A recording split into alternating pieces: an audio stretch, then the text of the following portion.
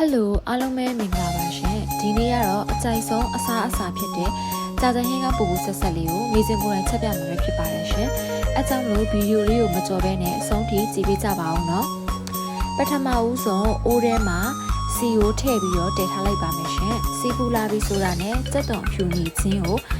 ထောင်းထားတဲ့ဟာလေးကိုထည့်ပြီးတော့စီတက်ပါမယ်ရှင်စက်တုံဖြူညီချင်းကိုကျွတ်အောင်တန်းလာတဲ့အထိစီတက်ပေးပါမဟုတ်လို့ရှိရင်စက်တုံကညီးစော်နမ်းပါတယ်နော်စက်တုံဖြူနီလေးတွေစီတက်တာကျွတ်ရောင်တန်းလာပြီးလုံးသားလေးနဲ့ကျလာပြီးဆိုရင်အယောင်တင်မုတ်လေးကိုလိုတလောက်ထည့်ပြီးတော့စီတက်ပါမယ်ရှင်။မိစင်ကတော့နှစ်ဆုံးထည့်ပြီးတော့စီတက်ပါတယ်နော်။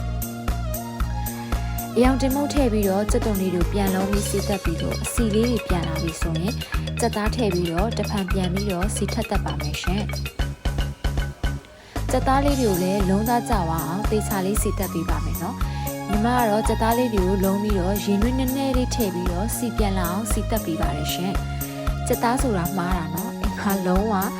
အမေတို့ဖွားတို့ကလည်းစက်သားမစားစက်အယိုးပဲစားပါတယ်ညီမတို့ကတော့စက်သားလေးလည်းနည်းနည်းလေးစီပြန်လာပြီးအယောင်လေးလည်းနူးလောက်ပြီးဆိုရင်ကိုလိုတလောက်ကြာကြာဟင်းကချက်ဖို့ကိုလိုတလောက်ရင်နွေးကိုထည့်ပြီးတော့စက်နဲ့ရွက်တွေပိုကြောက်ပန်းကြောက်တွေထည့်ပါမယ်ရှင်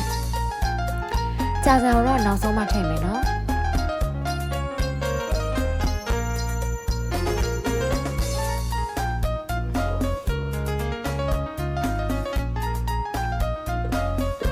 ပြီးတော့ခဏလောက်အဖုံးအုပ်ပြီးတော့စောင့်ပါမယ်ရှင်အပေါ့အငံတွေကတော့ညီမကပလင်းငပြာရည်နဲ့